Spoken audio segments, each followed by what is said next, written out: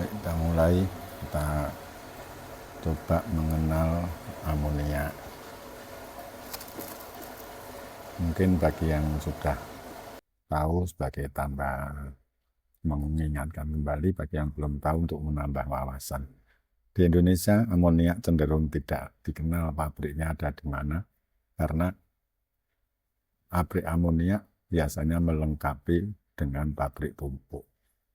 Jadi ada pupuk Sriwijaya, pupuk Pujan, pupuk Kaltim, ada juga pupuk di Petrokimia Gresik, PIN, Iskandar Muda di Aceh.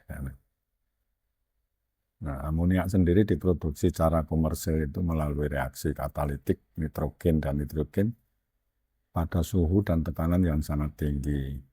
Proses produksi amonia sendiri dikembangkan pada tahun 1909 oleh Fritz Haber dan Karl Bosch, yang belakangan akan dikenal oleh Fritz Haber dan Bosch ini sebagai ilmuwan yang mendapatkan Nobel di tahun pada 1918, sedangkan Bosch sendiri pada tahun 1931.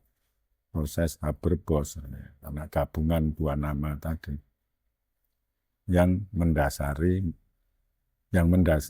itu masih digunakan hingga saat ini.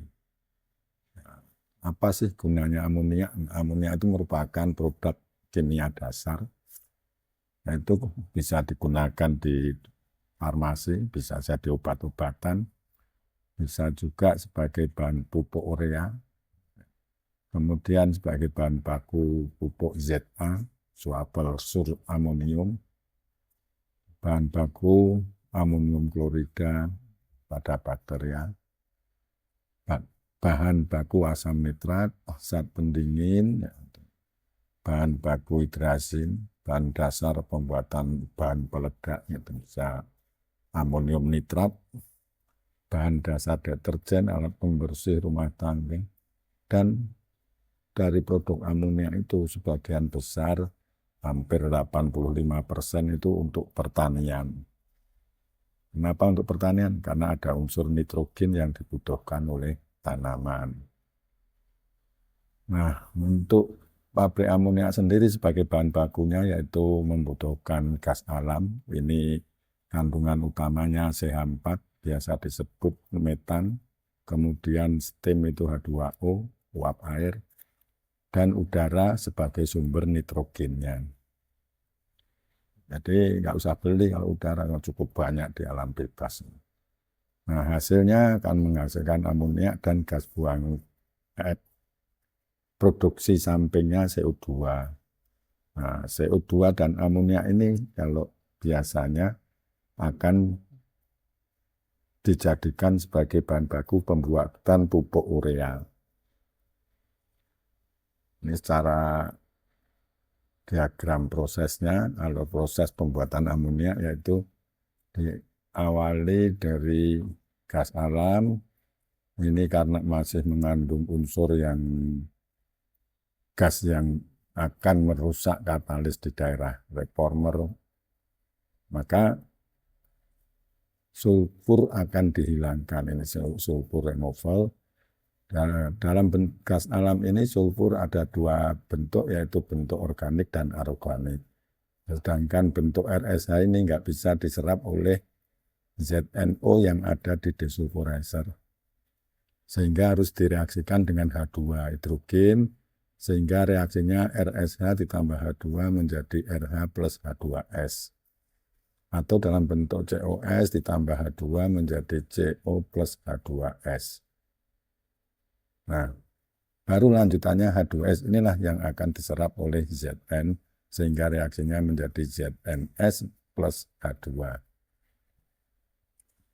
Nah, kemudian setelah sulfur dihilangkan, maka gas tersebut akan dicampur dengan steam. Nah, nanti untuk mendapatkan reaksi yang sifatnya endotermis, maka reaksi reforming ini berlangsung di primary reformer, yaitu menggunakan pemanas gas atau fuel gas. M ditambah 2H2O menjadi CN+1 dan HN2. Atau CH4 plus H2O menjadi CO plus H2. Ini akan timbul panas. Ini biasanya yang paling atas inilah proses reformingnya. Jadi misalnya C2H6 ditambah 2H2O. Nah ini. Di sini ada CN1, artinya ini rumus misalnya ada C3-nya, ada H8. Makanya ini reforming rantai panjang. Jadi gugus alkilnya itu supaya mengarah menjadi CH4. Maka CH4 lanjutannya akan bereaksi dengan H2O menghasilkan 3H2 ditambah CO, atau CO ini ketemu H2O akan menghasilkan CO2 plus H2.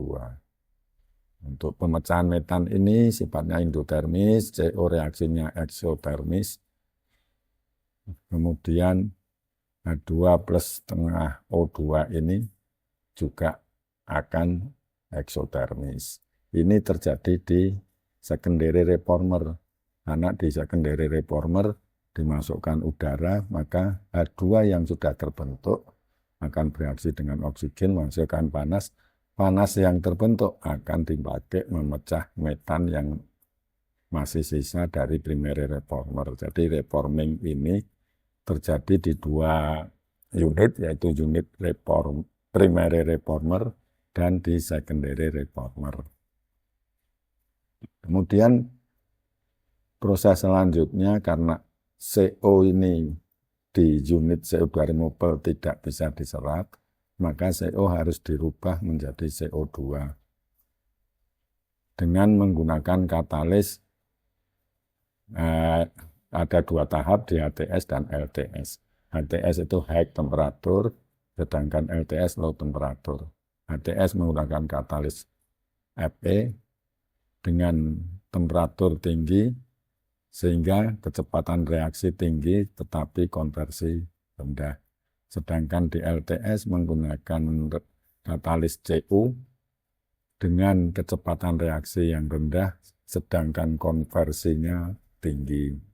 Harapannya keluar dari LTS CO serendah mungkin, kurang lebih sekitar 0,1 hingga 0,2. Nah, proses selanjutnya masih menyiapkan sintesa gas, yaitu gas yang masih mengandung CO2 akan dipisahkan atau diserap oleh larutan, bisa menggunakan MDA atau benfil atau K2CO3. Nah, karena CO2 ini nanti akan meracuni di katalis konverter amoniak sintesis ini. Nah, reaksinya CO plus H2O plus MDA menjadi MDA plus HCO3. Nanti CO3 ini sifatnya tidak permanen sehingga nanti akan dilepas CO2-nya, larutan regenerasi, kemudian sirkulasi lagi. Jadi dari absorber ke stripper. CO2 yang dilepas akan dikeluarkan sebagai bahan baku produk di membuat pupuk urea. Nah, karena penyerapan CO2 maupun CO tadi masih ada sebagian kecil, maka dia akan dirubah menjadi metan. Kenapa harus dirubah? Ya, karena CO dan CO2 ini merupakan racun katalis di sintesa konverter, amoniak konverter. Ya, amoniak konverter supaya tidak keracunan oleh CO dan CO2, maka dijadikan CH4. Reaksinya isotermis juga. Jadi CO2 plus 4H2 akan menghasilkan CH4 plus 2H2O. Untuk CO-nya ditambah 3H2 menghasilkan CH4 plus H2O. Nah, syarat keluaran metanasi ini CO dan CO2-nya maksimum 10 ppm. Untuk teknologi yang lama, setelah metanasi, dia akan masuk ke unit amoniak sintesis. Tekanannya dinaikkan di kompresor, kemudian disirkulasikan di konverter, nanti ada bagian refrigerasi untuk memisahkan amonia yang terbentuk. Yang belum bereaksi akan disirkulasikan kembali. Untuk inert gas metan yang ada terbentuk dari metanator dan sisa dari secondary reformer akan dikeluarkan sebagian sebagai gas gas. Untuk teknologi yang baru, dia akan melalui dryer setelah metanator, kemudian ke purifier, baru ke sintesis amonia. Kelebihannya di sini, karena gas ini sudah dimurnikan di purifier, sehingga beban di amonia atau kompresor ini akan lebih ringan. Dengan kapasitas yang tinggi, tapi secara beban lebih ringan. Secara umum bedanya seperti itu.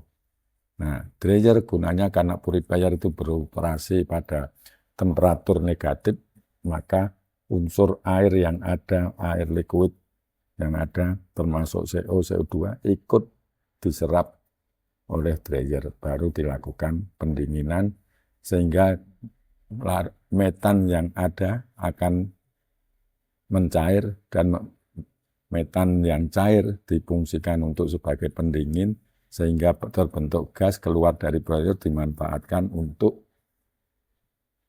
di ruang bakar primary reformer di depan, sehingga akan lebih efisien. Nah, memahami proses adalah bagian dari pengetahuan kerja operator. Jadi, supaya kita bekerja dengan baik, maka pahamilah proses. Demikian sekilas tentang proses amonia. Terima kasih.